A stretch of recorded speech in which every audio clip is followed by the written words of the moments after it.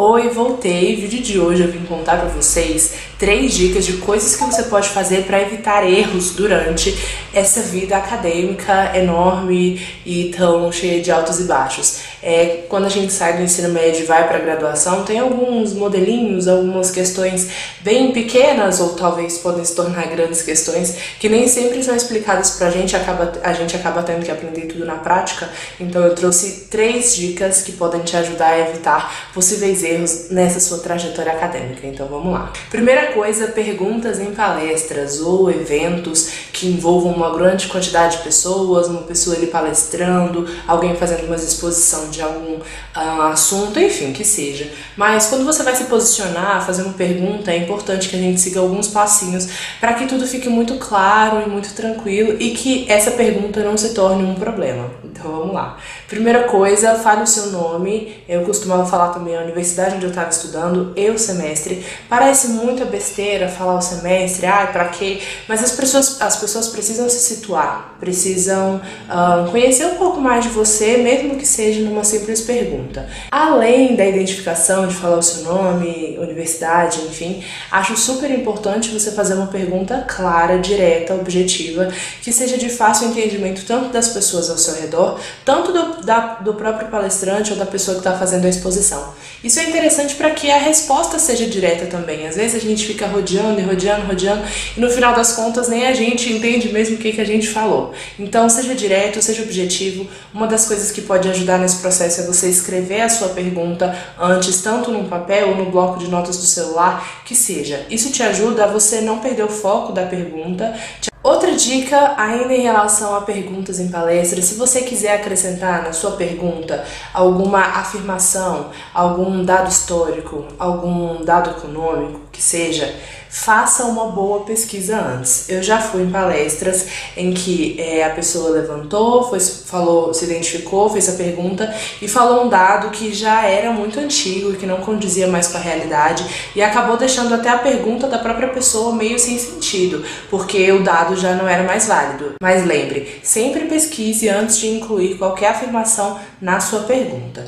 Por fim, a minha dica é faça pergunta sim, independente se você está no primeiro, no oitavo ou em qualquer outro semestre. Eu acho isso extremamente importante, é um exercício que a gente faz. A gente aprende a formular perguntas, aprende a se posicionar, aprende a colocar o nosso ponto de vista e isso, por mais que seja uma coisa maravilhosa, que ajude tanto no mercado de trabalho, negociações, debates, em sala de aula, que seja, é um processo muito gradativo e a gente só vai aprender se colocar em prática. Segunda dica de coisas que você pode fazer para evitar erros acadêmicos é relacionada à escrita de e-mails. Aconteceu comigo uma história muito engraçada e foi por isso que eu coloquei esse tópico aqui. Logo no primeiro semestre, no segundo semestre, eu tinha que fazer uma apresentação, inclusive foi pro meu orientador do TCC. Na época eu não sabia que no futuro ele seria, mas enfim, na ocasião eu tinha que fazer um seminário, o grupo era eu mais 2 pessoas e eu tinha ficado responsável por mandar e-mail para o professor para falar sobre o tema do trabalho e falar em qual horário a gente iria apresentar, se seria no primeiro ou no segundo horário. Eu raramente tinha mandado mensagens para professores até então e eu não tinha consciência do poder que pequenas palavras podem ter. Eu escrevi o e-mail super tranquilo e no final do e-mail eu coloquei assim: iremos apresentar no segundo horário. Ponto final, pronto, acabou. Chegou no outro dia, no dia da apresentação, cheguei super cedo na sala, não tinha ninguém ainda, arrumei computador, arrumei slide, arrumei tudo e o professor chegou e perguntou quem tinha sido a mandatária que tinha mandado o e-mail, porque não era mais um grupo de seminário, estava quase para um grupo beirando o terrorista em que ordena quando as coisas realmente vão acontecer. Então, eu lembro que foi uma brincadeira que ele fez, enfim, mas eu acabei ficando com aquilo na minha cabeça e até nos dias de hoje, então eu penso muito em cada palavra que eu vou usar antes de mandar um e-mail de fato. Mas que besteira, tem gente que não liga pra isso, mas pra evitar, eu não sei se a pessoa liga ou não, então pra evitar futuras desavenças ou futuras conversas desse tipo, ou gafes, ou seja lá como você queira definir, eu acho que eu já mantenho um padrão de um e-mail mais culto, mais reservado, tomando cuidado com as palavras, e isso tanto vale para enviar e-mails para professores quanto para oportunidades de emprego, oportunidades de estágio, essa linguagem um pouco mais culta pode ajudar. Então, ao invés de falar, iremos apresentar no segundo horário, porque era a minha vontade, mas pode ser que não seja a disponibilidade do professor, então eu poderia ter escrito, se for possível, apresentaremos no segundo horário. Tá vendo como muda a posição das palavras, por mais simples que seja, faz um pouco de diferença. Então, a minha dica é pesquise, tem vários modelos na internet sobre como mandar e-mails mais formais, algumas palavras-chave, atenciosamente, cordialmente, coloca sempre o seu nome no final do e-mail. Última dica de coisas que você pode fazer para poder evitar alguns erros nessa vida acadêmica em relação à maneira de falar. Não especificamente em público, como foi no primeiro tópico, mas com algumas personalidades ímpares. Por exemplo, alguns professores, seu chefe do estágio, seu chefe do futuro emprego, quem sabe, personalidades importantes, altas autoridades, talvez você esteja num evento, esteja diplomatas, ministros, enfim. Caso você queira falar alguma coisa, é importante a gente ter, assim como no e-mail, uma linguagem um pouco mais culta. Não é nenhum bicho de sete cabeças, a gente só precisa evitar algumas coisas.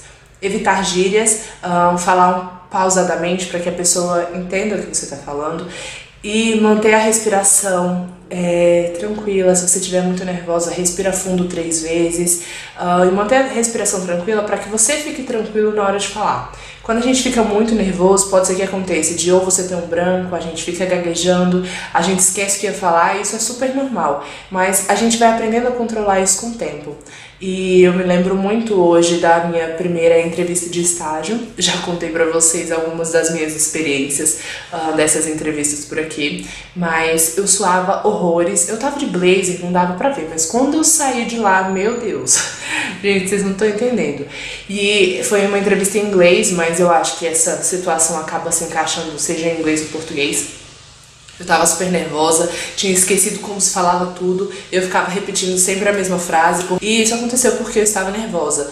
Com o tempo, com as próximas entrevistas que foram chegando, eu acabei desenvolvendo algo em mim que me ajudasse a manter a tranquilidade, e essas são algumas coisas, principalmente a respiração.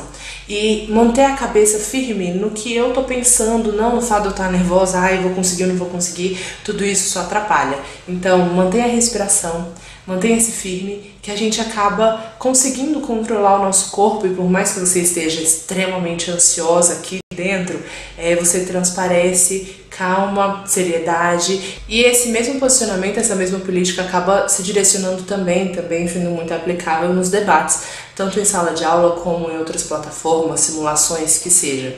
É importante a gente manter o controle tanto do nosso corpo quanto da nossa mente, pra gente ter plena ciência do que a gente está falando. Eu senti mesmo aquele feeling de saber o que falar, como falar na hora certa, guardar uma carta na manga para uma simulação, por exemplo, isso é muito interessante. Enfim, finalizamos o vídeo por aqui. Minha voz já tá meio rouca, a gripe ainda não me deixou, por isso que não teve vídeo semana passada. Mas estivemos aqui, semana que vem a gente tá aqui de volta. Espero que vocês tenham gostado do vídeo, que tenha ajudado de alguma maneira. Se inscreve no vídeo se inscreve no canal para ficar por dentro dos próximos vídeos, e segue nas redes sociais, que eu sempre posto novidades por lá primeiro. Help Internacional em tudo. Então é isso, um grande beijo e até semana que vem. Tchau!